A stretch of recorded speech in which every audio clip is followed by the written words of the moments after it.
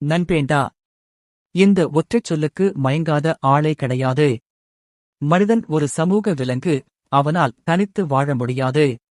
உயர் நண்பன், ஊற்ற நண்பன் என நட்புக்கு 1000 பெயர்கள் உண்டு.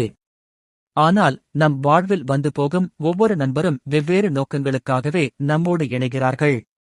2300 ஆண்டுகளுக்கு முன்பே புகழ்பெற்ற கிரேக்க தத்துவஞானி அரிஸ்டாட்டில் மனித உறவுகளை ஆழமாக ஆராய்ந்து நட்பை 3 வகைகளாக பிரித்துள்ளார்.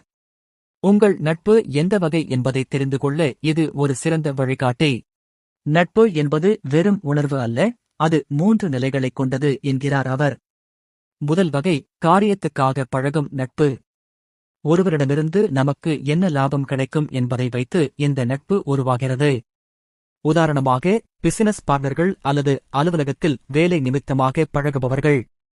இதன் நிலைத்தன்மை, அன்பு என்பது 2ஆம் பட்சம்தான், தேவைதான் பிரதானம். ஒருவருடைய தேவை முடிந்துவிட்டாலோ அல்லது அவர் இடமாற்றம் ஆகிச் சென்று விட்டாலோ இந்த நட்பு தானாகவே கரைந்துவிடும். இதை அரிஸ்டாட்டில் ஒரு தற்காலிகமான நட்பு என்று கூறுகிறார்.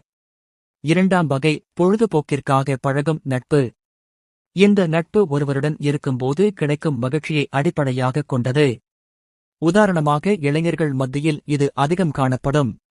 ஒன்றாகச் சேர்ந்து விளையாடுவது, சினிமாவுக்குப் போவது, அரட்டை அடிப்பது போன்ற பொழுதுபோக்குகளே இதற்கு அஸ்திவாரம்.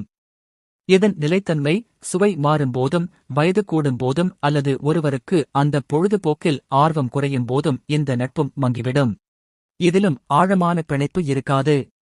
3ஆவது வகை, இதைத்தான் அரிஸ்டாட்டில் கூறும் மிக உயர்ந்த உன்னதமான நட்பு. ஒருவர் மீதுள்ள நன்மதிப்பு, அவருடைய நல்ல குணங்கள் மற்றும் நேர்மை ஆகியவற்றை பார்த்து உருவாவது. இதன் சிறப்பம்சம், இங்கே நண்பர்கள் ஒருவர் மற்றவரின் நலனை தன்னலமின்றி விரும்புவார்கள். இன்பத்திலும் துன்பத்திலும் சரிசமாக தோள் கொடுப்பார்கள்.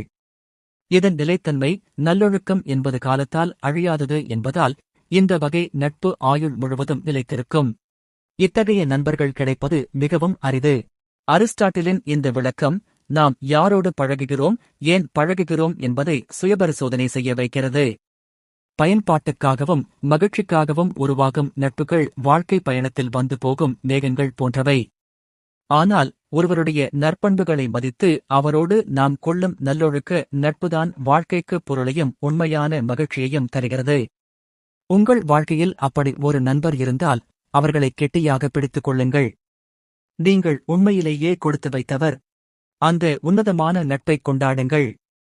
ஏனெனில் அதுதான் உலகிலேயே மிக உயர்ந்த செல்வம்.